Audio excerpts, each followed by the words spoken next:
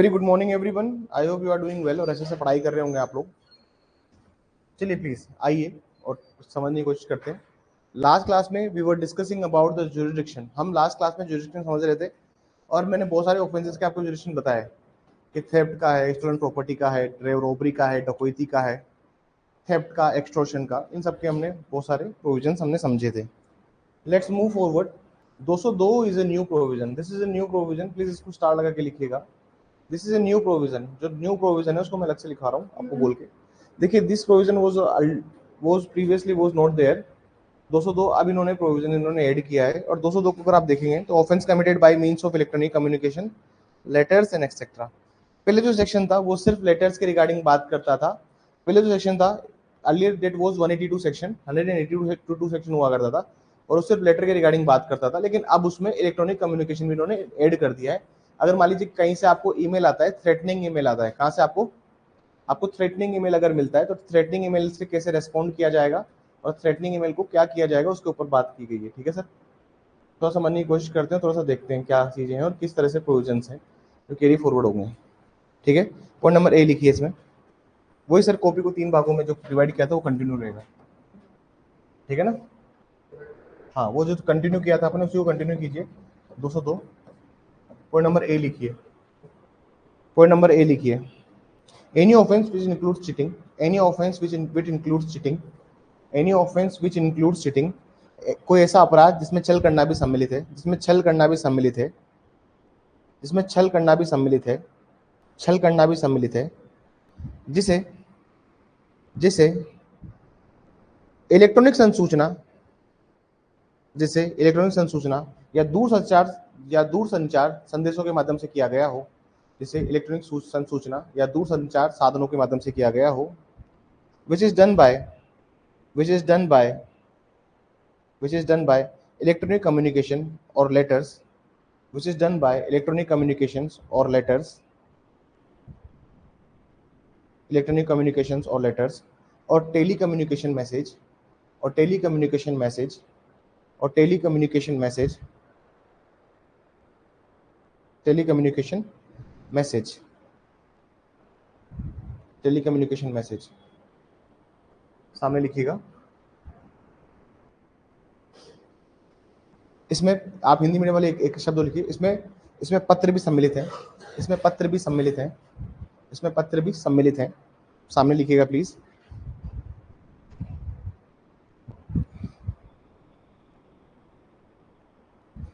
ऐसे न्यायालय में जहां जहां से संदेश भेजे गए हैं या प्राप्त किए गए हैं, ऐसे न्यायालय में जहां से संदेश, इधर लिखना है सर, ठीक है ना? ऐसे न्यायालय में जहां संदेश भेजे गए हैं या प्राप्त किए गए हैं। In such court from where message were sent, from message were sent और रिसीव्ड और रिसीव्ड और रिसीव्ड, मैसेजेस वर सेंट और रिसीव्ड। ठीक है, बी पॉइंट लिखिए प्लीज। इसका बी पॉइंट लिखिए। wherever offense of cheating wherever offense of cheating wherever offense of cheating and dishonestly inducing for the delivery of property, offense of cheating and dishonestly inducing for the delivery of property, dishonestly inducing for the delivery of property, for the delivery of property, for the delivery of property। Hindi में लिखिए please. जहां कहीं भी छल करने के लिए या बेईमानी से संपत्ति का परिधान करने के लिए, जहां कहीं भी छल करने के लिए या बेईमानी से संपत्ति का परिधान करने के लिए संदेश भेजा गया है, संदेश भेजा गया है, संदेश भेजा गया है, inducing delivery of property, a message has been forwarded, a message has been forwarded, a message has been forwarded, a message has been forwarded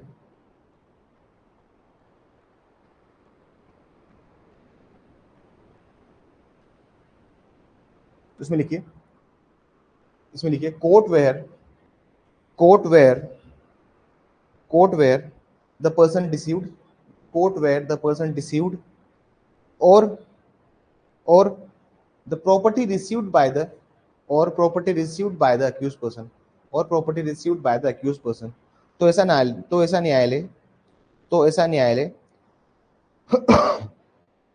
ऐसा न्यायालय जहां व्यक्ति द्वारा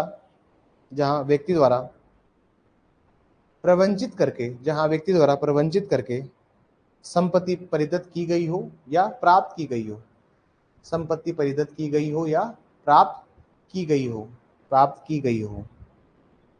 सी पॉइंट लिखेंगे प्लीज इसका।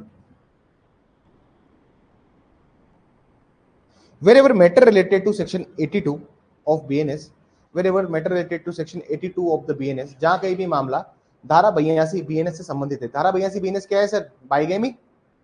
हमने बाइगेमी की बात करी है। Wherever matter related to section 82 of the BNS, जहां कहीं मामला धारा 82 BNS से संबंधित है, तो उसमें न्यायालय लिखिए कौन सा कोर्ट होगा।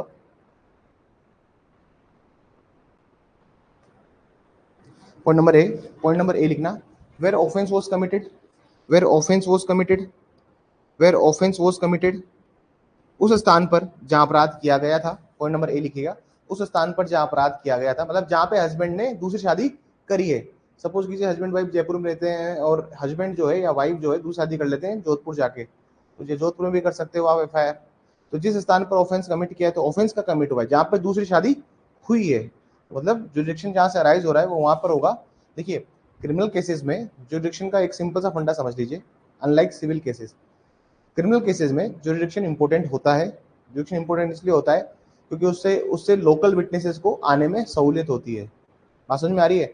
जैसे जिस पंडित जी ने आर्य समाज मंदिर में शादी करवाई जोधपुर के अंदर, अगर उनको समन भेजा गया है कोर्ट की तरफ से तो उनको सहूलियत रहे। बात समझ में आई? देखिए हम हमेशा ये बोलते हैं, जैसे आपको अगर सीपीसी की क्लासेस याद है मेरी, जहां मैंने आपको बताया था जैसे ट्रांसफर की एप्लीकेशन लगती है उसके लिए कुछ शर्तें हैं। मैंने आपको एक अनंता दास वाला केस बताया होगा। अनंता दास, उसमें महिला जो थी वो कोलकाता रहती थी और वो दिल्ली आती थी, ठीक है ना सर, और उसके हस्बैंड ने दिल्ली में सिविल, उससे ऐसा था कि दिल्ली में डाइवोर्स के लिए वो सूट फाइल किया हुआ था और वाइफ रहती थी कोलकाता में। तो वाइफ ने सुप्रीम कोर्ट अप्रोच किया और बोला कि सर मेरे को अनड्यू हार्डशिप है और मेरे को इरेपरेबल लॉस है अगर मेरा केस ट्रांसफर नहीं हुआ तो। दो चीजें प्रूव करनी होती है, एक होती है अनड्यू हार्डशिप और एक है इरेपरेबल लॉस, मेरे को अपूर्णीय क्षति होगी अगर आपने केस ट्रांसफर नहीं किया तो। सिविल केसेस में चीजें हो जाती है, बट क्रिमिनल केसेस में इट इज एक्सट्रीमली डिफिकल्ट। जैसे मैं आपको बताऊं रिया चक्रवर्ती मामले में, Rhea Chakraborty versus state of Bihar, Rhea Chakraborty state of Bihar. इस केस में होता क्या है ना सर, सुशांत सिंह राजपूत एक्सपायर होते हैं, पुलिस वाले एफआईआर दर्ज नहीं करते इस मैटर में, वो क्या करते हैं इंक्वेस्ट करते हैं, इंक्वेस्ट मृत्यु समीक्षा रिपोर्ट करते हैं। अब सुशांत सिंह राजपूत जब एलिगेशंस लगने लगे तो सुशांत सिंह राजपूत के जो फैमिली मेंबर्स थे उन्होंने एफआईआर लॉन्च करी, फॉर्मल एफआईआर लॉन्च करी, कहां पर? पटना में, जहां पर सुशांत सिंह राजपूत का पैतृक निवास था। बॉम्बे में कोई एफआईआर नहीं थी, लेकिन फिर और भी एफआईआर दर्ज होने लगी इसके रिगार्डिंग। तो ये चली जाती है supreme court transfer of investigation को बोल के। आप याद रखिए कि इन्वेस्टिगेशन ट्रांसफर नहीं होती, रेयरेस्ट ऑफ रेयर केस में इन्वेस्टिगेशन ट्रांसफर होती है। प्रोसीजर जो दिया हुआ है बीएनएसएस के अंदर या सीआरपीसी के अंदर जो प्रोसीजर दिया हुआ है वो दिया हुआ है कि आप इंक्वायरी या ट्रायल को शिफ्ट कर सकते हो, न कि इन्वेस्टिगेशन को। इन्वेस्टिगेशन तो स्थानीय अधिकारिता के भीतर होती है। अब डेथ जो हुई थी वो कहाँ हुई थी? बॉम्बे में।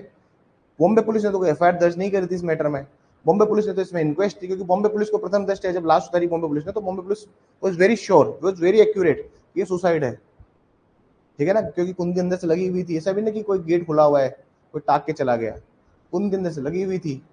सुसाइड नोट ढूंढने की कोशिश करी, वो नहीं मिला। बात समझ में आई आप लोगों को? तो कहने का मतलब ही समझिए कि क्रिमिनल केसेस के अंदर जुडिक्शन की बहुत महत्वता है। बात समझ में आई? सपोज कीजिए एक क्राइम हुआ है पंजाब में, अब राजस्थान पुलिस क्या इन्वेस्टिगेशन कर पाएगी वहां पे रहके? बताओ मुझे, क्या आप राजस्थान पुलिस से ये उम्मीद करते हैं कि राजस्थान पुलिस पंजाब के बठिंडा जाके वहां के एक छोटे से गांव में जाके इन्वेस्टिगेशन करेगी? आप बताओ, क्या उसको सहयोग मिलेगा आसपास की जनता का, पब्लिक का? तो that is very basic thing to understand. वही सिविल सूट होता है, वही बठिंडा की कोई प्रॉपर्टी है उसका सिविल सूट जयपुर में चल रहा है तो हाँ चल सकता है। सिविल सूट्स में ये बड़ से दिक्कत नहीं होती, समझ में ही बात आपको। लेकिन ये दिक्कत किस में आ जाती है? अपने क्रिमिनल केसेस में दिक्कत होती है। तो क्रिमिनल केसेस में इन्वेस्टिगेशन हैम्पर होती है अगर जगह पे नहीं होती तो। समझ में आई? अगर आपका अन्वेषण सही से नहीं होगा तो आपका फिर रिजल्ट आउटकम कैसे सही से आएगा? क्योंकि इन्वेस्टिगेशन की डेफिनेशन देखेंगे तो वहां लिखा हुआ है इन्वेस्टिगेशन का जो पर्पज होना चाहिए वो क्या होता है? For the collection of evidences. अगर आपका एविडेंसेस ही सही से कलेक्ट नहीं है तो फिर आपका इंक्वायरी और ट्रायल कैसे सही से होगा? समझ में आई आपको? तो इसमें लिखिए पॉइंट नंबर ए, जहां पर उन्होंने जहां where the offence was committed. Point number B, where husband wife lastly decided, where husband wife lastly resided, जहां जहां पति या पत्नी द्वारा अंतिम बार निवास किया गया हो, जहां पति या पत्नी द्वारा अंतिम बार निवास किया गया हो। पॉइंट नंबर सी लिखिएगा, पॉइंट नंबर सी लिखिएगा, where wife live after offence, where wife live after offence, where wife live after offence, जहां अपराध हो जाने के पश्चात पत्नी निवास कर रही हो, जहां अपराध हो जाने के पश्चात पत्नी निवास कर रही हो, जहां अपराध होने के पश्चात पत्नी निवास कर रही हो। ठीक है ना सर? तो जो सी पॉइंट है, सी पॉइंट के सामने थी ये तीनों चीजें, ठीक है ना? क्योंकि बाइगेमी के ऑफेंसेस में जो 82 है सेक्शन, बाइगेमी के ऑफेंस में जो जुरिडिक्शन होगा वो ये होगा, ठीक है ना? और इसमें जो आप परिवाद आप संस्थित करोगे तो आप ऐसे करोगे, ठीक है सर? परिवाद या फिर पुलिस रिकॉर्ड जो भी आप कर सकते हो उसमें। नेक्स्ट सेक्शन लिखिएगा, नेक्स्ट सेक्शन आरजीएस में आया हुआ है, आरजीएस 2017 में या 15 में आया हुआ सवाल है ये। नेक्स्ट सेक्शन 203, 203 सेक्शन लिखिए, सेम वही इधर 203 लिखिएगा, ठीक है ना सर? 202 का ये याद रखिएगा कि ये नया प्रोविजन है, इलेक्ट्रॉनिक कम्युनिकेशन को जोड़ा है यहाँ पे, ठीक है ना?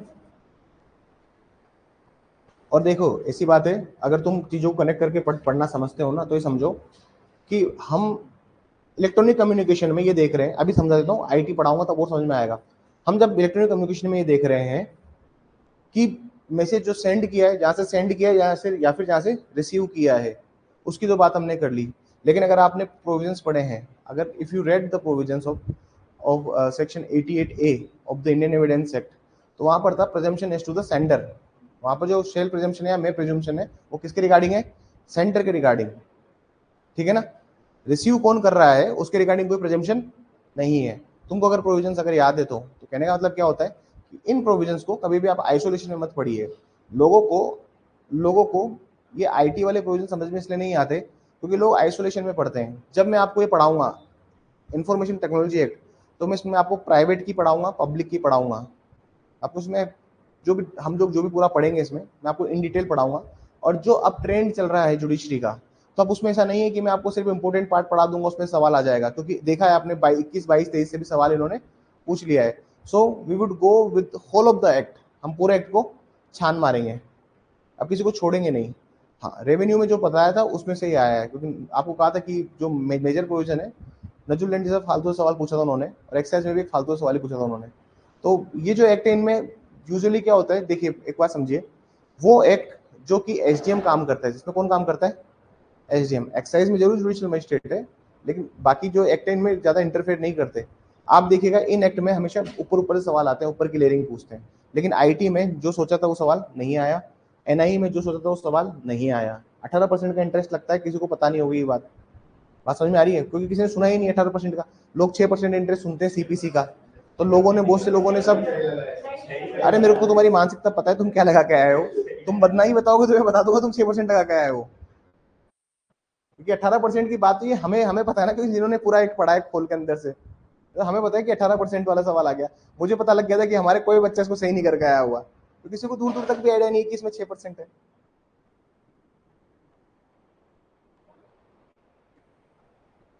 बात समझ में आ रही है आप लोगों को? बिल्कुल ये बात सिद्धांतिक रूप से याद रखिए, ठीक है सर? लिखिए सेक्शन 203। अब जो हुआ सो हुआ सर, मेरा सही हुआ, अरे वाह, वेरी गुड वेरी गुड। हाँ, हमारी एक कोचिंग की एक लड़की सही करके आई है, वेरी गुड रीचा। सर मेरा सही हुआ। हाँ, मैं अपने वर्ड्स वापस लेता हूँ, अपने कोचिंग का कोई बच्चा नहीं करके आया, नहीं बहुत से बच्चे करके आए हैं, वेरी गुड, थैंक यू। क्योंकि पढ़ाया नहीं ना आईटी अभी तक, पढ़ा दूंगा तो फिर यार गलत कैसे करोगे? और ये एक ऐसे एक्ट हैं जिनको आप चलते चलते नहीं पढ़ा सकते, क्रेश कोर्स में नहीं होते ये।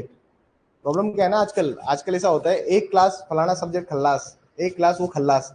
जो ऐसे बच्चे ना उनका कभी कोई कुछ नहीं निकलने वाला। प्रॉब्लम क्या है सर, आप अगर बीएनएसएस के एमसीक्यू सोल्व करवा रहे हो फॉर 2 आवर्स और आप सोचते हो कि पूरा एक आपने खल्लास कर दिया, तो ऐसा नहीं होता सर। इसको पढ़ाना पड़ता है, इसको लेक्चर देने पड़ते हैं, 80 70 80 लेक्चर्स रिक्वायर्ड है उन सब्जेक्ट्स को, वो भी इन डिटेल रिक्वायर्ड है। ऊपर ऊपर से पढ़ाओगे तो कभी नहीं आएगा।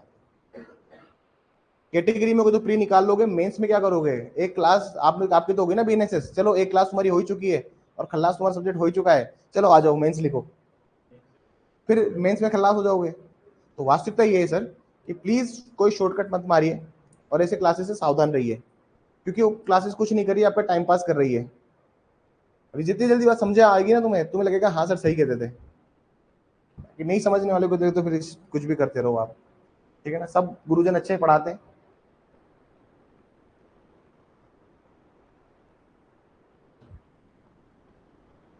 जिस दिन मैं कोचिंग क्षेत्र में नहीं रहूंगा ना, मैं सारी क्लासेस यूट्यूब पे डाल के लाइव छोड़ दूंगा, और मुझे तुम्हें पता है उस दिन क्या होगा?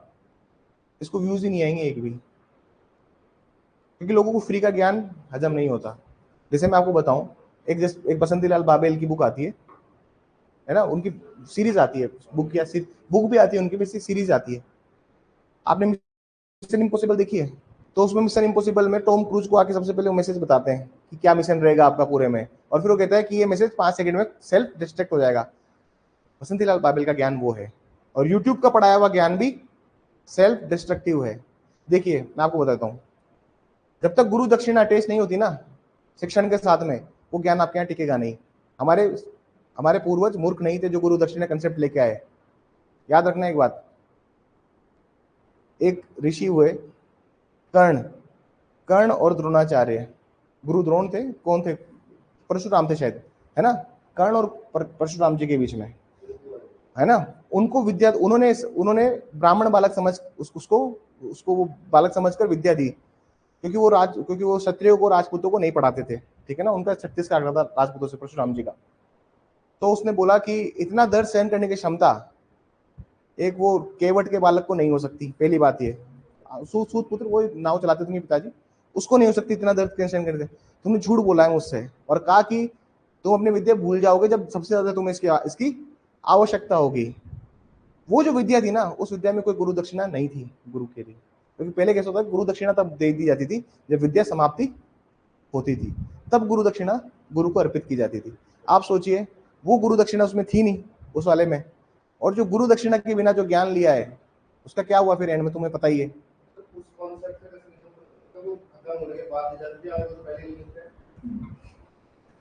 नहीं नहीं नहीं, ऐसा नहीं है, ऐसा नहीं है। बहुत सारे लोग हैं यार जो पहले फीस ले लेते हैं, अपन तो कभी नहीं करते भैया ऐसा। हाँ, अरे मार्केट का तो बहुत ही खराब सीन है। ना ना ना ना, ऐसा नहीं है। अपने तो ऐसा है कि बच्चा अगर कभी कह देता है ना सर थोड़ी फाइनेंशियल दिक्कत है, कुछ कुछ करके 10-10 हजार करके जमा कराऊंगा, 5-5 हजार करके जमा कराऊंगा। आज भी आप यकीन नहीं करेंगे, बहुत सारे बच्चे जो भाग के छोड़ चुके हैं ना, उनकी अभी भी मैं रिकॉर्ड देखूँ ना तो बहुत फीस बाकी है। 5-6 लाख घाटे में हूँ मैं फीस के चक्कर में, शुरुआती 1 साल में। मतलब ये इंस्टीट्यूट लॉस मेकिंग नहीं है, लेकिन प्रॉफिट कुछ नहीं है। मैं कौन सा अपनी सैलरी विड्रॉ करता हूँ यार यहाँ से। बट द थिंग इज, ये तो अब कहने की बात है, तुम लिखो यार इसमें, wherever matter is of journey or voyage, wherever matter is of journey or voyage, जहाँ कहीं भी यात्रा या जल यात्रा में किया गया अपराध संबंधित मामला है, जहाँ कहीं भी यात्रा में या जल यात्रा में किए गए अपराध संबंधित मामला है, किए गए अपराध संबंधित मामला है, किए गए अपराध संबंधित मामला है। और जो लोग पहले फीस ले लेते हैं उनकी भी विद्या नहीं टिकती। आप वर्थ व्यर्थ देखो, बच्चा फीस जब खुद से देता है ना कि हाँ यार सर की फीस देने की है, तो सर मेहनत कर रहे हैं साथ में, लग रहे हैं साथ में, तो वो चीज फलीभूत होती है। तुम यकीन नहीं करोगे, एपीओ के सारे बच्चे रिपीट हुए हैं, सारे बच्चे, ऑलमोस्ट 70 to 80% बच्चे इनका अच्छा स्कोर है ना सर, वो रिपीट हो गए। लास्ट ईयर के जो मेंस पढ़ के गए हैं मुझसे, वो दोबारा बच्चे रिपीट हुए हैं। बच्चा रिपीट तब ही होता है जब उसको उसको सार्थक लगता है। मतलब कौन रिपीट होता है बता दीजिए? कोई नहीं आता एक बार पढ़ने के बाद। बच्चा खुद आ रहा है तो मतलब डेफिनेटली ना हमने उसका धोखाधड़ी नहीं करी है। आगे लिखिए इसमें, वॉइस ब्रैकेट में देखिए स्पेलिंग, इसमें पॉइंट नंबर इसमें लिखिए, all such areas, all such areas, हाँ इसमें लिखिए, ऑल सच एरियाज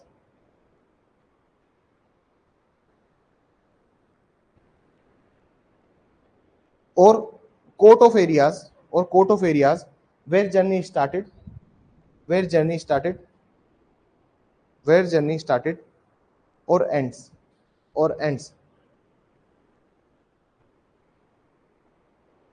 वो समस्त स्थानीय अधिकारिता वाले क्षेत्र, वो समस्त स्थानीय अधिकारिता वाले क्षेत्र जहां उस व्यक्ति द्वारा यात्रा की गई है, यात्रा की गई है, यात्रा की गई है, वह समाप्त की गई है, वह समाप्त की गई है, वह समाप्त की गई है। इसका सवाल कुछ ऐसा आया था कि एक आदमी ट्रेन में बैठ के जा रहा है, कौन सा डायरेक्शन होगा टाइप, ठीक है ना। जैसे तुम जयपुर से बैठ के गए टू दिल्ली, सबसे पहले क्या आया, दौसा, फिर बांदीकुई, और उसके बाद में अलवर, फिर रेवाड़ी, और रेवाड़ी के बाद में गुड़गांव, और फिर Delhi. This is the technical your route ना। जैसे सपोज कीजिए आपको नींद के बहुत बड़े पुजारी, जाते जाते नींद सो गए आप और आपके जो जूते थे या आपका बैग था लैपटॉप वाला वो गायब हो गया, आपकी नींद खुलती गुड़गांव में, तब आप अपना बैग संभालते हो तो आपको लगता है कि आपने इधर उधर रख दिया होगा, लेकिन आपको धीरे से आइडिया होता है कि भाई डूब गए। तो ऐसा कुछ सवाल पूछा था उन्होंने। तो ड्यूरेशन कहाँ कहाँ होगा सर, जहां जहां भी ट्रेन रुकी है या फिर जहां पे भी आप उतरे हो, जहां पे भी आपने एंड किया है सफर, आप वहां पे भी एफआईआर करा सकते हो, ठीक है ना सर।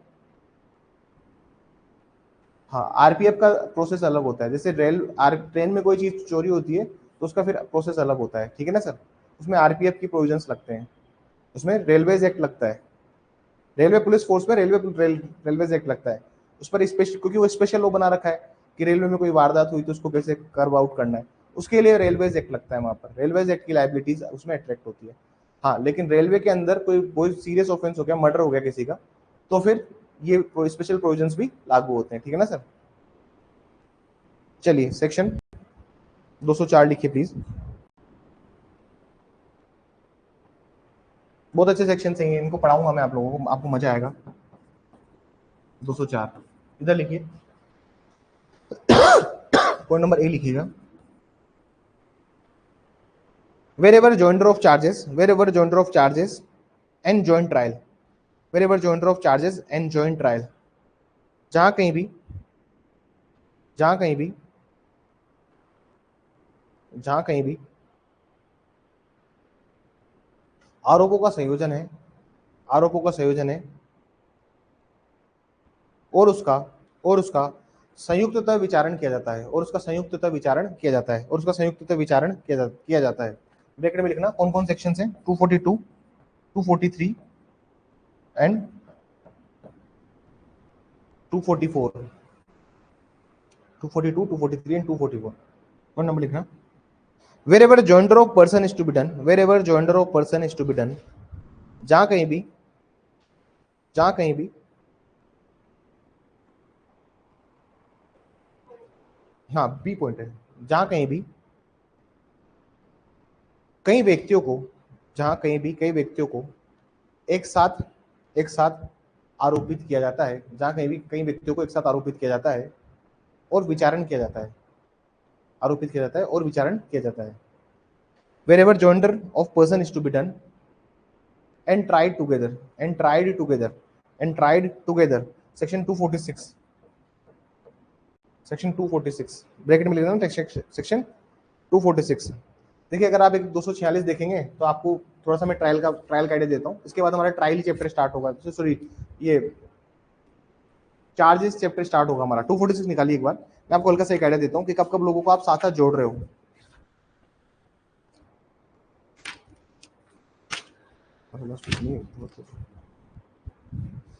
देखिए कब कब आप साथ में जोड़ सकते हो। यहाँ पे आप देखोगे, यहाँ पे आप देखेगा ऑफेंस ऑफ, जब क्या है सर, सेम ट्रांजेक्शन, अंडरलाइन कीजिए सेम ट्रांजेक्शन को, एक ही समय व्यवहार दिख रहा है, एक ही समय व्यवहार, जो कीवर्ड है इसके वो है same transaction. Accused of attempt abetment, attempt abetment time चाहिए, अटेम्प्ट अबेटमेंट। थर्ड लिखिए, थर्ड देखिए, offence of same kind, offence of same kind, एक ही किस्म के अपराध, एक ही किस्म के अपराध। अभी ये ऑफेंस ऑफ सेम काइंड क्या होता है, जब मैं आपको ये पढ़ाऊंगा तो समझाऊंगा, ठीक है ना सर।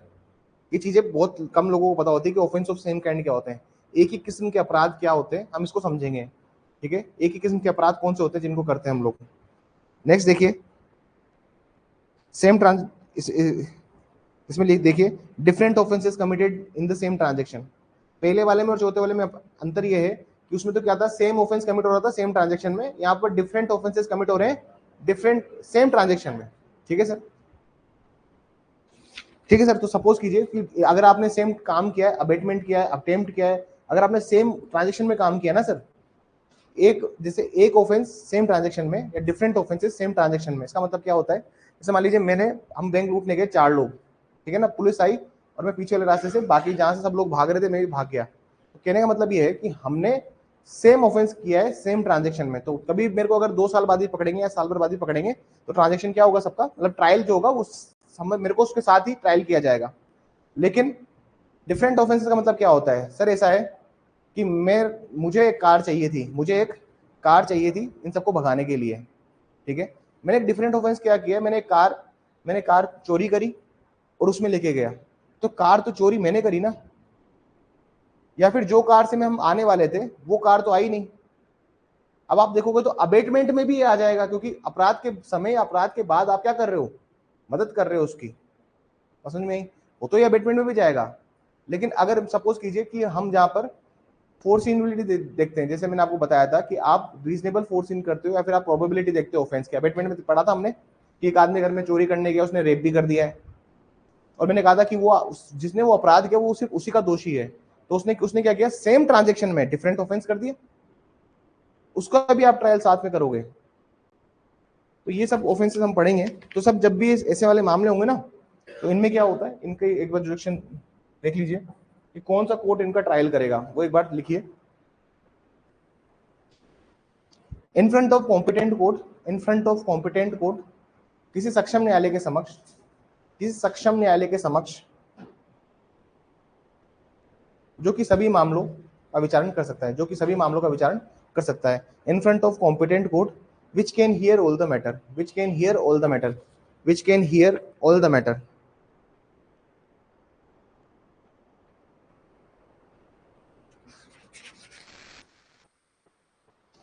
कौन सा सेक्शन, कौन सेक्शन लिखा अभी हमने, ये 204 205 लिखिए प्लीज। 205 में ऐसा कुछ है नहीं, सामने कोर्ट नहीं है, जनरल प्रिंसिपल्स टाइप कोर्ट है। कौन से कोर्ट है ये, जनरल प्रिंसिपल्स टाइप कोर्ट है, मतलब इनके सामने कोई कोर्ट नहीं आएगा, मतलब थर्ड वाले कॉलम में कुछ नहीं लिखाना मेरे को, किस किस में, 205 में और 206 में। 205 में स्पेसिफिकली, 206 में तो लिखवाऊंगा, 205 लिखिए। State government can send any matter, state government can send any matter from one session to another session division, from one session to another session division. राज्य सरकार किसी मामले के विचारण के लिए, किसी मामले के विचारण के लिए, किसी मामले के विचारण के लिए, विचारण के लिए, विचारण के लिए मामला एक सेशन खंड से दूसरे सेशन खंड में अंतरित कर सकती है।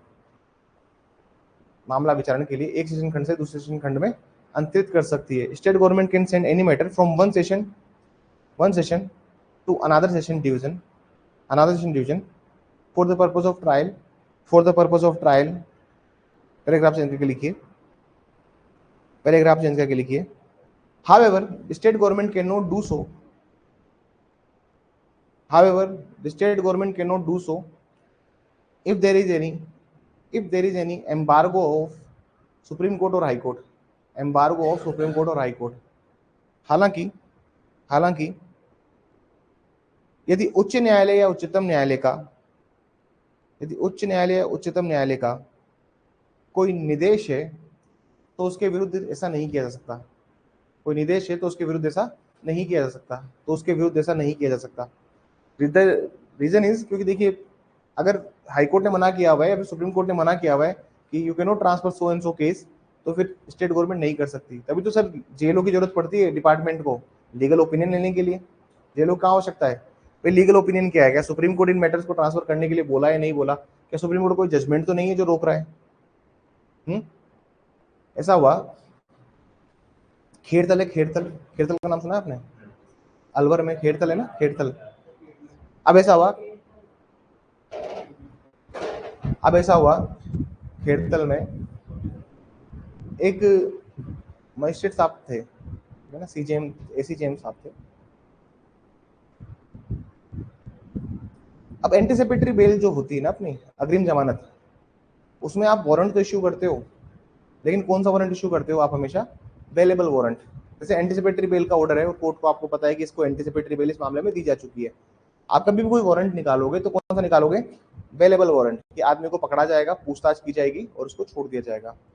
इसको हम बहुत सारे केसेस में पॉकेट अरेस्ट भी कहते हैं, या फिर हम इसको अलग अलग चीज़ों में अलग अलग बात भी कहते हैं कि हम इसको एक एक छोटे टर्म के लिए हम उसको अरेस्ट करते हैं और उसको वापस से रिलीज कर देते हैं।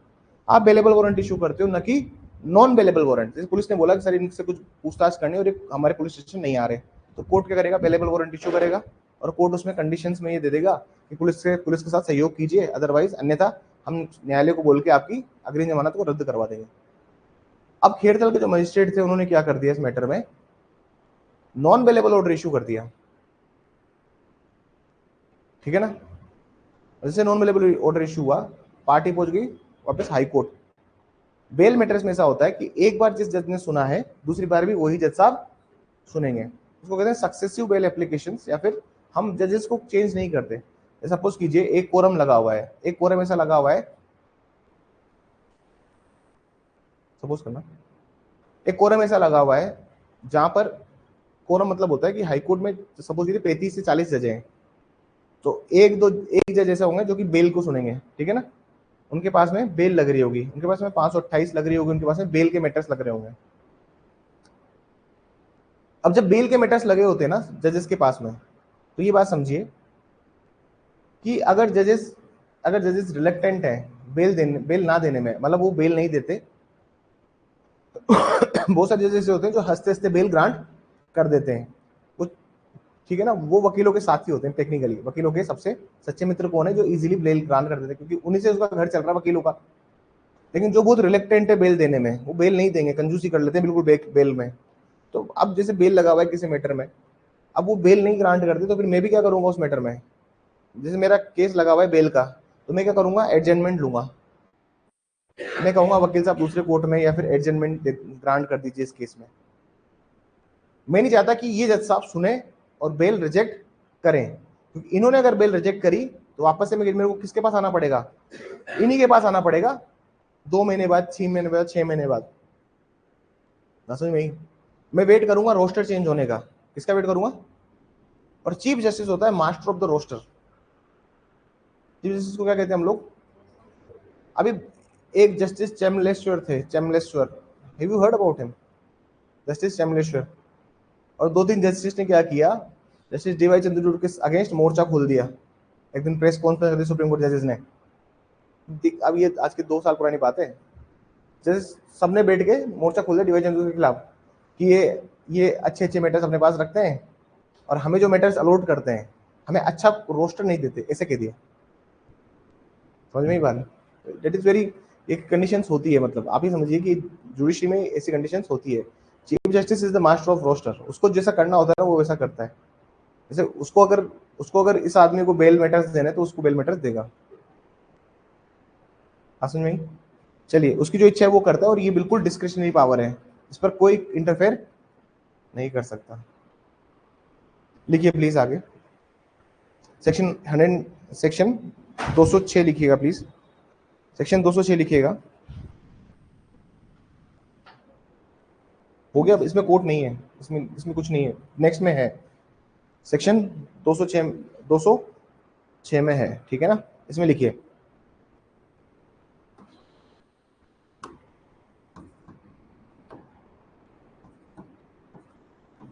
पॉइंट नंबर ए।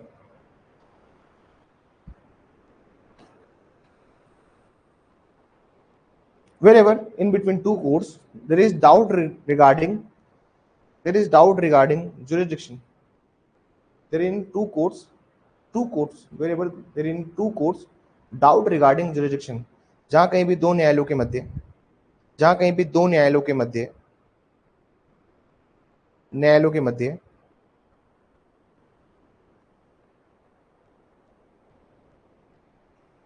विचारण करने को लेकर संदेह है। Point number one, if both the court are subordinate to the same high court, if both the courts are subordinate to the same high court, यदि दोनों न्यायालय एक ही उच्च न्यायालय के अधीनस्थ हैं, दोनों न्यायालय एक ही उच्च न्यायालय के अधीनस्थ हैं, both the courts are subordinate to the same high court, लिखिए the high court shall determine, point number second लिखिएगा please. if both high courts if both courts are under different high courts if both courts are under different high courts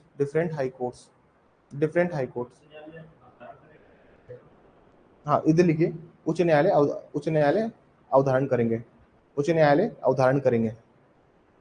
if both the courts are under the different high court, यदि दोनों न्यायालय एक ही उच्च न्यायालय के अधीनस्थ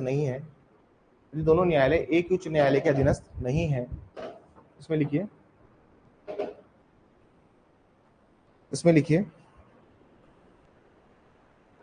in that high court where matter was first instituted, तो उस न्यायालय में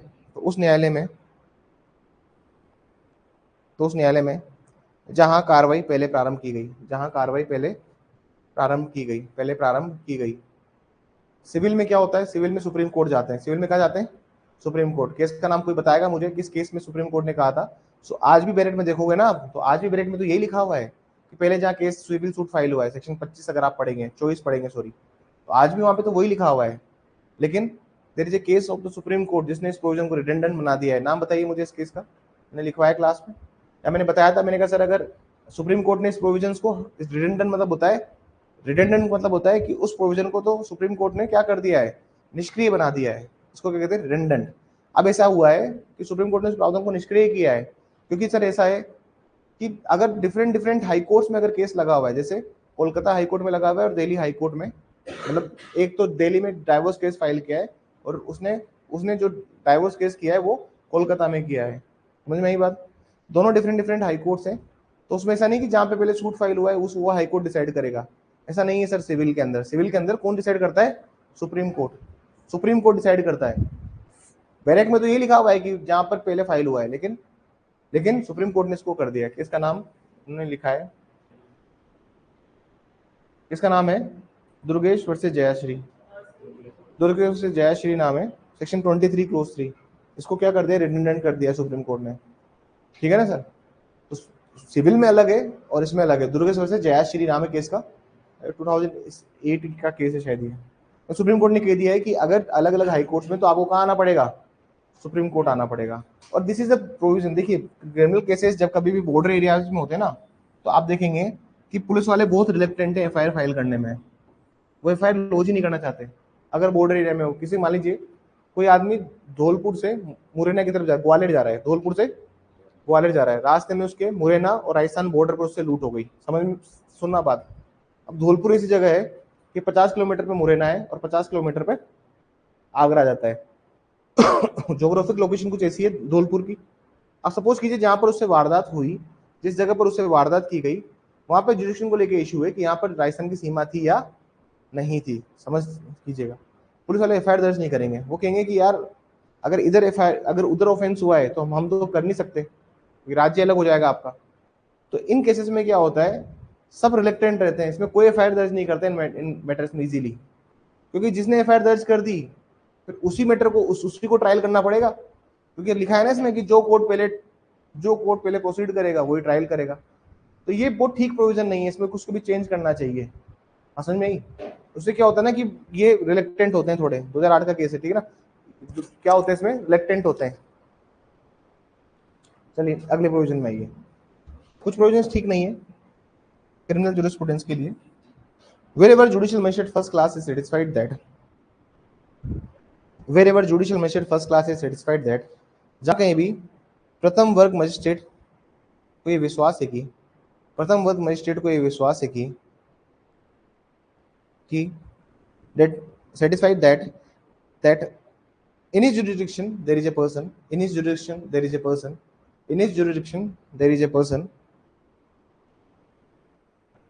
comma, who does offense out of jurisdiction, who does offence out of jurisdiction, विश्वास है कि उसके अधिकारिता के भीतर कोई व्यक्ति है, उसके अधिकारिता के भीतर कोई व्यक्ति है जिसने जिसने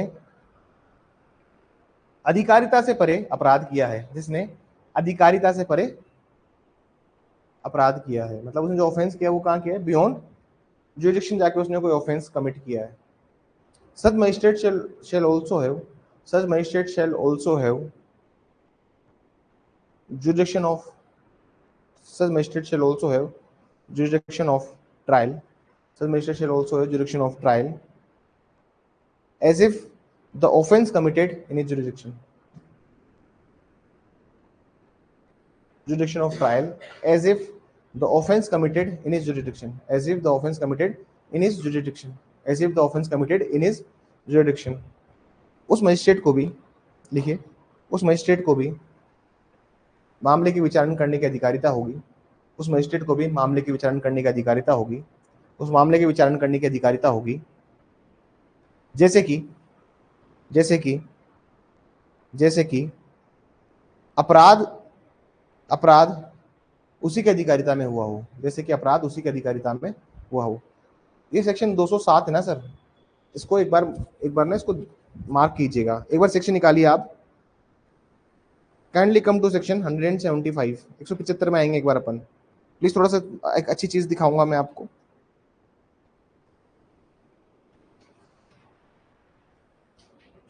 कम टू सेक्शन 175, 175 का क्लोज एक देख रहे हैं आप, वहां पे 175 का क्लोज एक पढ़िए, वहां पर एक शब्द लिखा हुआ है chapter 14।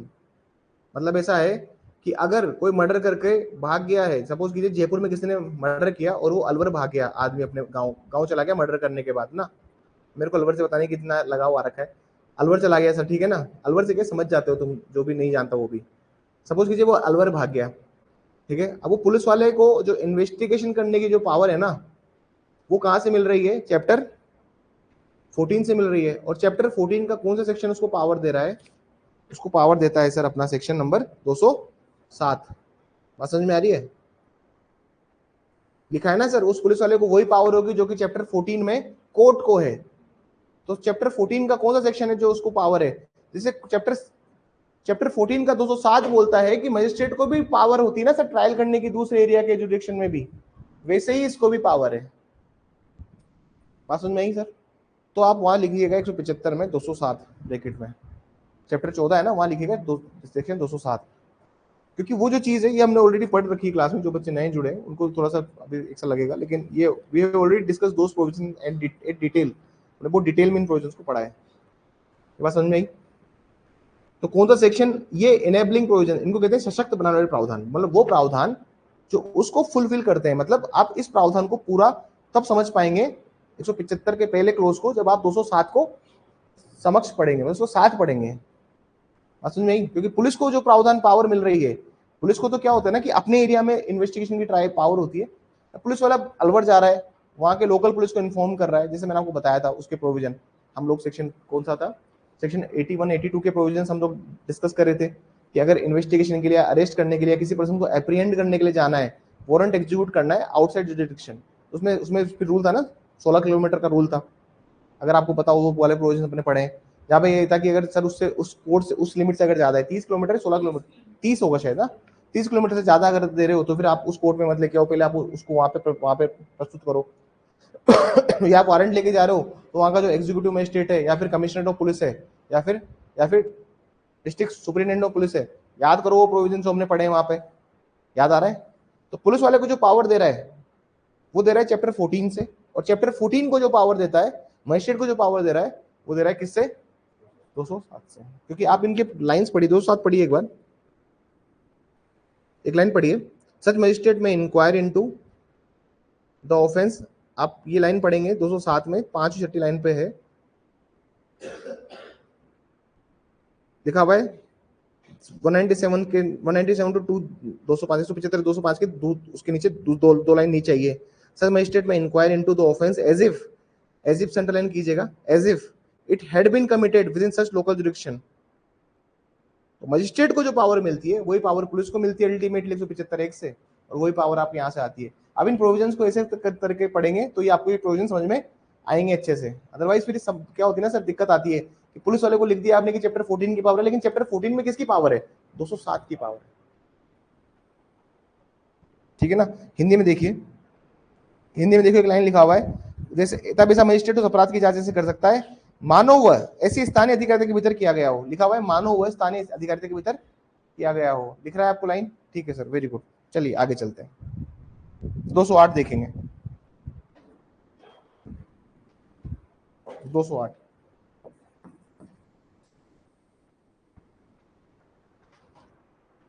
wherever offense is committed out of India, wherever offense is committed out of India, जहां कहीं भी अपराध, जहां कहीं भी अपराध भारत से बाहर किए गए हों, भारत से बाहर किए गए हों, भारत से बाहर किए गए हों, wherever offense is committed out of India, point number A, इसी में पॉइंट नंबर ए लिखना, by citizen of India, by citizen of India, किसी भारतीय नागरिक द्वारा, किसी भारतीय नागरिक द्वारा, किसी भारतीय नागरिक द्वारा, point number B, any ship और एयरक्राफ्ट रजिस्टर्ड इंडिया, और एनी शिप और एयरक्राफ्ट रजिस्टर्ड इन इंडिया, किसी पोत या विमान पर जो भारत में रजिस्ट्रीकृत है, किसी पोत या विमान पर जो भारत में रजिस्ट्रीकृत है, रजिस्ट्रीकृत है। ठीक है सर। देयर इज इलस्ट्रेशन, एक इलस्ट्रेशन है बीएनएस में, बीएनएस निकालिए जल्दी से यार, इतना समय नहीं है अपने पास, उस पर आधारित है ये सेक्शन। आज सारे सेक्शन दिखा देता हूँ, याद करो। उसमें वो युगांडा में मिलता है, युगांडा वाला जब इंडिया में मिलेगा, जहां मिलेगा उसका वहीं ट्रायल हो जाएगा, उसी को वही सेक्शन है ये। और इस सेक्शन का लिंक यहाँ से मिलता है। ये जो वो जो ऐसे ऐसे हर चीज ऐसे ही नहीं लिखी हुई है ब्रैकेट के अंदर, उसका प्रोसीजरल कहीं ना कहीं दिया हुआ है। सेक्शन निकालिए, बीएनएस निकालिए जल्दी से।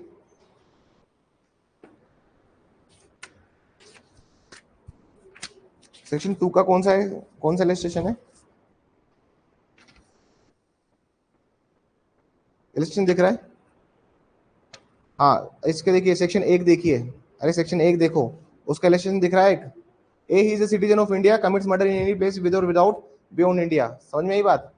तो इसमें लिखिएगा सेक्शन 100, इसमें लिखिएगा सेक्शन 100 तो सॉरी 208, 208 लिखिए इसमें।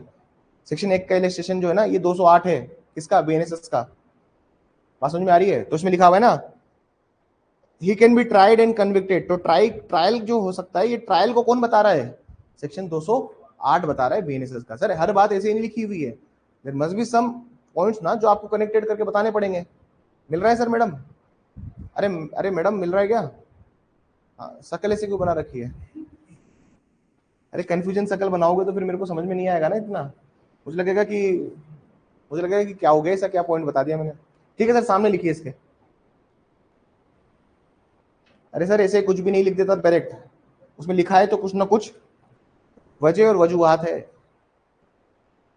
ऐसे कोई भी रैंडमली आके कुछ भी ऐसा नहीं, उसका मन पड़ा जो लिख दिया उसने। There must be some provisions, इसके लिए लिखा है। वो सब्सटेंटिव पार्ट है, ये प्रोसीजरल पार्ट है। जब आप दोनों को पढ़ लेंगे और दिमाग का जब बिल्कुल आप कहता हूँ पानी की अगर तलेटी दिखाई दे रही है तो ज्ञान भरा हुआ है। और जब इतना नॉलेज लेके जाओगे ना किसी भी इंटरव्यू के अंदर, तो फिर डर नहीं है कि जो पूछना है पूछ लो, सब आता है। वो जो कॉन्फिडेंस होता है ना, वो एक नेक्स्ट लेवल होता है। हाँ, एरोगेंस मत लेके आना, और कभी भी और कॉन्फिडेंट मत हो जाना। लिखिए इसमें,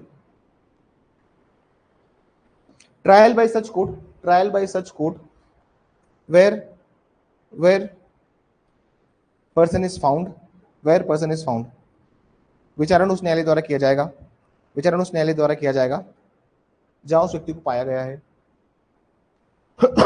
जहां उस व्यक्ति को पाया गया है, where the such person is found, as if the offense committed in India, as if the offense committed in India, as if the offense committed in India, जैसे कि अपराध भारत में ही किया गया हो, जैसे कि अपराध भारत में ही किया गया हो, जैसे कि अपराध भारत में ही किया गया हो। ठीक है सर, सेक्शन आइए 209। अब हमारे बीच में कुछ सेक्शंस बचे हुए हैं, अभी कुछ सेक्शंस बचे हुए हैं। कौन से चैप्टर में बचे हुए हैं? चैप्टर 13 में, एफआईआर वाले चैप्टर में कुछ सेक्शंस छुड़वा दे मैंने, याद ही नहीं याद है? कौन कौन से छुड़ाए थे? 166 ए और 166 बी, लेटर ऑफ रिक्वेस्ट छूटा हुआ है वहां से। अनुरोध पत्र के 2 सेक्शन छूटे हुए, बाकी तो सब हो ही चुका है कवर। अरे हुआ ही नहीं हुआ है, लग के करवा देता हूँ सारे कवर। ये जहां तक जो हमने पढ़ा है ना, ये जहां तक हमने जो पढ़ा है ना सर, ये सबसे इंपॉर्टेंट पार्ट है जो हमने पढ़े हैं। ऑलमोस्ट 50% ऑफ सीआरपीसी या बीएनएसएस जब कभी भी आएगा तो इन क्लासेस में से आएगा। 50 to 60% सीआरपीसी, 70 मान लो तुम, इन चैप्टर से आएगा सवाल। और आया भी इस बार। आप both of the CrPC question देखिए, या बीएनएसएस जो सवाल पूछे थे इस बार वो इसी पार्ट से थे। प्लीज इसमें लिखिएगा, 209 में लिखिएगा। In the cases of previous sanction of central government, in the cases of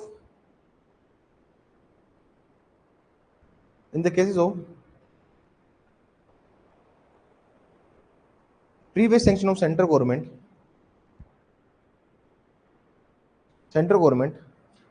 is required if offense committed outside India, Bharat से परे किए गए अपराधों में, भारत से परे किए गए अपराधों में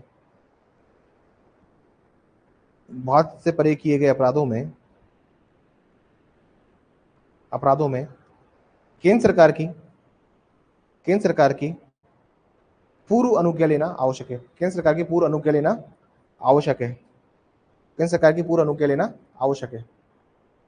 पैराग्राफ से लिखिए। If central government is required, then evidence can also be taken. If central government is required, then evidence can also be taken. यदि केंद्र सरकार उचित समझे, तो वह इलेक्ट्रॉनिक या वास्तविक प्रारूप में साक्ष्य लेने के लिए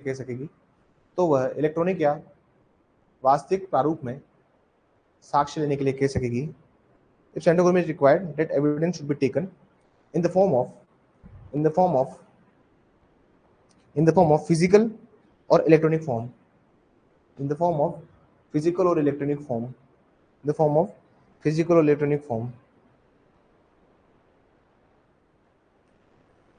Full stop. Those evidences taken by political representative or counselor,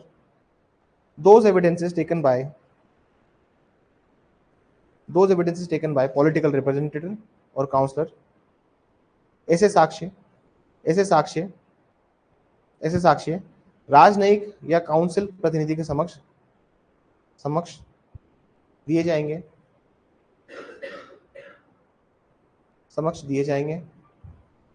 राजनयिक या काउंसिल प्रतिनिधि के समक्ष दिए जाएंगे। ठीक है सर, बस इतने समझने का है इसमें।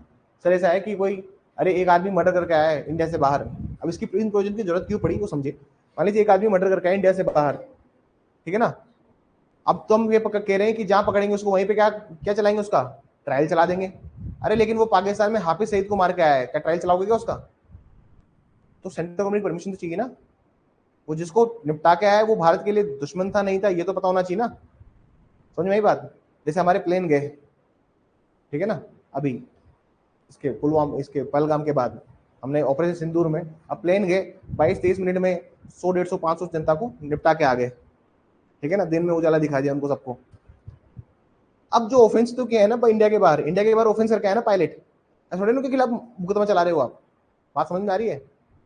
डिपेंड करता है ना कि तुमने क्या ऑफेंस किया, तुम जो ऑफेंस करके आओ क्या वो इंडिया के लिए फायदे में था, इसलिए सेंट्रल गवर्नमेंट की परमिशन चाहिए। बात समझ में आई? जैसे अभी बहुत सारे देश आरोप लगाते रहते ना कि यार ये आपके इंडिया में एक आदमी है, इसने ये बम ब्लास्ट कराए, या फिर ये काम आपने, या फिर उसने हमारे इंडिया में, हमारे देश में इतने लोग उसने मरवा दिए। जैसे हमारे तो कोई इंडिया में ऐसा है नहीं मिसक्रिएंट, क्योंकि इंडिया में क्या डेमोक्रेसी बहुत स्ट्रांग है ना, सब टांग खींचते एक दूसरे की। जैसे कुलभूषण जाधव है, अब वो पाकिस्तान में एक्सपायर हो गए अभी है, कैसे फांसी सर्वजीत एक्सपायर हुए ना, कुलभूषण जाधव कहाँ एक्सपायर हुए अभी? हो गया, सर्वजीत हुए थे या तो जेल में। तो ऐसा था जो भी, अब सब सपोज कीजिए, तो अब डिपेंड करता है ना कि आदमी क्या है। ठीक है सर, हमारे जो प्रोविजंस बचे हुए हैं वो थोड़े से लिख लीजिए। एक सवाल लिखिए, what do you understand by, what do you understand by search by police, what do you understand by search by police, what do you understand by search by police.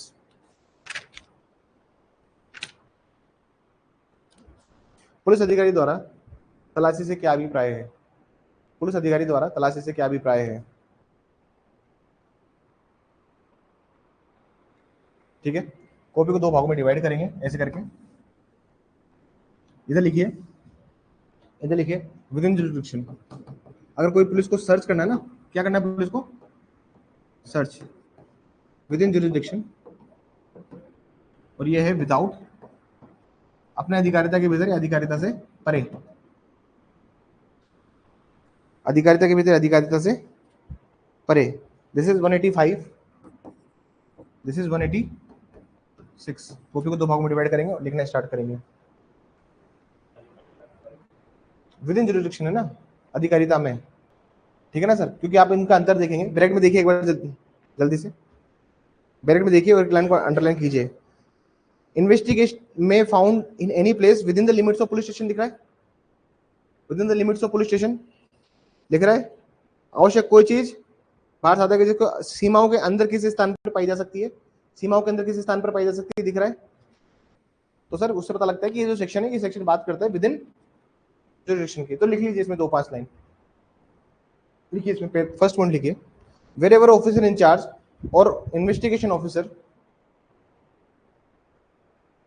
wherever officer in charge or investigation officer has to search a place, has to search a place, has to search a place which is under the jurisdiction, which is under the jurisdiction, has to search a place which is under the jurisdiction। आज की class जो है ना वो 1 बजे से होगी, आज की क्लास 1 बजे से होगी, 1 बजे से, ठीक है ना, क्योंकि मुझे वो समझाना है जजमेंट। कल वो थोड़ा रात में टाइम लग गया था मुझे, it's a very long judgement, अभी उसको लिखा है मैंने, तो उसको टाइप करना है, इसका ऑपरेटिंग पार्ट। तो 1 बजे से क्लास लेंगे, ठीक है ना।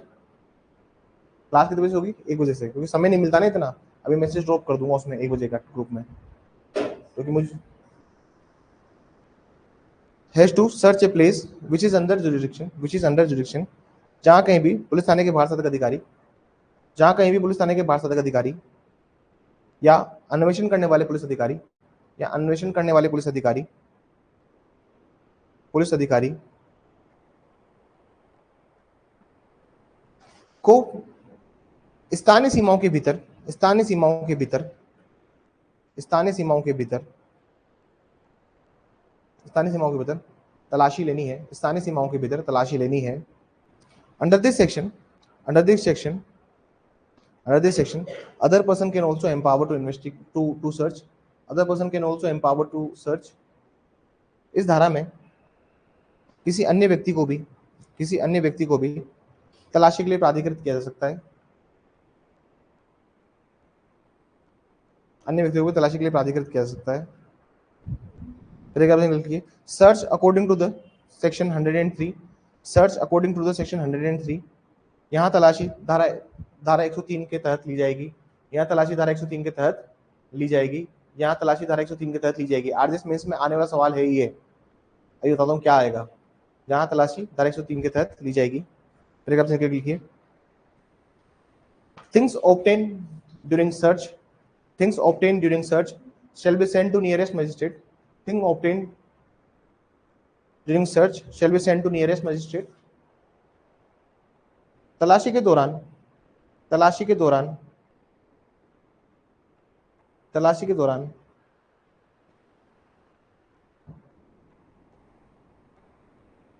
बरामद किए गए अभिलेखों को, बरामद किए गए अभिलेखों को निकटतम मजिस्ट्रेट के समक्ष भेजा जाएगा, निकटतम मजिस्ट्रेट के समक्ष भेजा जाएगा, निकटतम मजिस्ट्रेट के समक्ष भेजा जाएगा, फुल स्टॉप। और कितने घंटों में भेजा जाएगा ये याद रखना, प्री का सवाल बनेगा यहाँ से, 48 घंटों में। ब्रैकेट में लिखेगा with in 48 hours, with in 40, important लगा के लिखना है इसको। 48 घंटे का प्रावधान कहीं नहीं है, बाकी जगह क्या है, 24 घंटे का प्रावधान है, बाकी जगह क्या है सर, ऑप्शन बनता है ना कि sir within 24 hour, as soon as possible, 48 घंटे। अब सर ये 48 घंटे जो है इनको ध्यान रखिएगा आप लोग, ठीक है ना सर। सवाल क्या आता है यहाँ से मेंस का, वो सुनिए, सवाल आता है यहाँ से मेंस का, what are the power of police officer to in respect to search, भाई सर्च के तलाशी के संबंध में पुलिस अधिकारी की क्या क्या शक्तियां हैं। लिखना 103 ही होता है, लिखना क्या होता है 103 ही होता है, उसमें पूरा दिया हुआ है पेरिशेबल नेचर के कोई भी गुड मिलता है। आप देखना 103 के प्रावधान के साथ में 103 में प्रोसीजर दिया हुआ है, लेकिन ये जो चैप्टर 13 है ना, चैप्टर 13 पुलिस को बताता है कि विद इन जुरिडिक्शन करना है तो किस तरह से करना होगा। लेकिन मेन जो प्रोसीजर दिया हुआ है ना सर्च का, कभी भी सवाल आ जाए एग्जाम में, तो ये मेंस में अगर सवाल आ रहा है आपका, तो इसके साथ में आपको सेक्शन कौन सा, ये 185 लिखना है, 186 लिखना है, और जो इनका प्रोसीजर दिया हुआ है वो कहाँ दिया हुआ है 103 में इनका प्रोसीजर दिया हुआ है। प्रोसीजर पार्ट यहाँ दिया हुआ है, मेन प्रोसीजर यहाँ है, ये सिर्फ एनेबलिंग प्रोविजन है, इनका सिर्फ नाम लिखा हुआ है कि हाँ ऐसी कोई पावर है पुलिस वाले को। ये इन्वेस्टिगेशन के चैप्टर में डालना क्यों है, क्योंकि सर अगर आप चैप्टर 13 की इन्वेस्टिगेशन कर रहे हो, एफआईआर पे इन्वेस्टिगेशन कर रहे हो, तो पुलिस को भी तो सर्च करने की पावर दोगे ना आप, तो इसलिए इन दोनों प्रोविजन में डाला है। लेकिन टेक्निकली देखा जाए ये अगर प्रोविजन नहीं भी होते ना तो 103 से काम चल जाता। बात समझ में आ गई सर, प्लीज लिखिए। तो ये इनका जरूर पासिंग रेफरेंस दे सकते हो आप, लेकिन लिखना तो यही है, मेन आंसर क्या होगा 103, जो प्रोसीजर 103 में है उसको फॉलो आपको करना होगा। wherever search is to be conducted out of jurisdiction, wherever search is to be conducted out of jurisdiction, अरे सीआरपीसी नहीं, सीआरपीसी में तो 100 है, अरे सीआरपीसी में तो 100 है मैडम, ये बीएनएसएस की बात कर रहा हूं मैं, सीआरपीसी के 100 है, बीएनएसएस के 103 है। wherever search is to be conducted out of jurisdiction, जहां कहीं भी स्थानीय अधिकारिता से परे तलाशी लेनी हो, जहां कहीं भी स्थानीय अधिकारिता से परे तलाशी लेनी हो, then request shall be made to,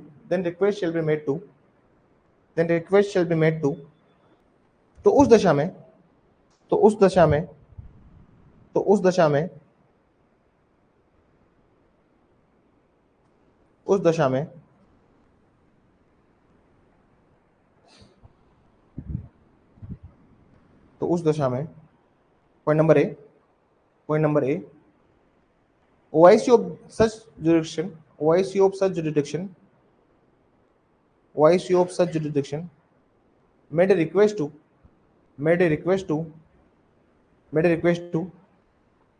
such police officer in local jurisdiction, तो उस दशा में पॉइंट नंबर ए पुलिस थाने का भारत अधिकारी उस स्थानीय सीमा के पुलिस अधिकारी से अपेक्षा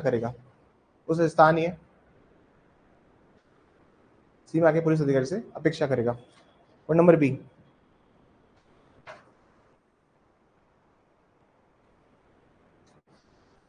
such officer in charge shall conduct search, ऐसे पुलिस अधिकारी उस स्थान की तलाशी लेंगे, कहाँ पे, जहाँ पे रिक्वेस्ट की है सर, वो पुलिस अधिकारी उस स्थान की तलाशी लेंगे, and send the things found, और तलाशी लेने के पश्चात प्राप्त हुई वस्तु को सुपुर्द करेंगे,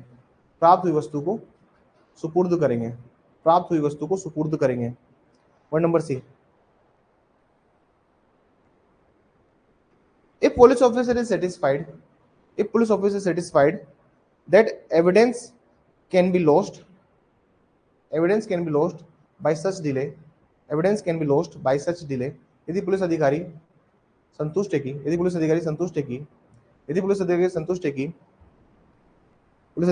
है कि विलंब के कारण साक्ष्य नष्ट कर दिया जाएगा, then they can conduct search himself also,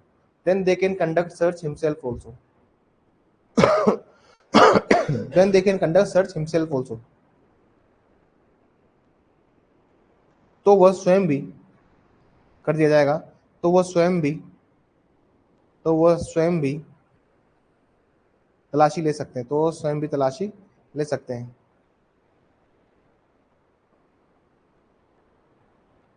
point number D,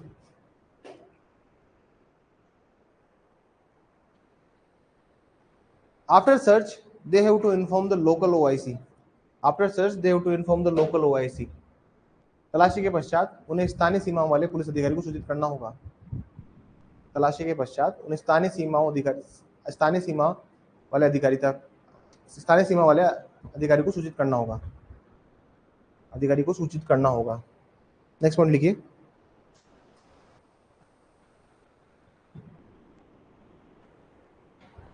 After search, he have to furnish a copy free of cost.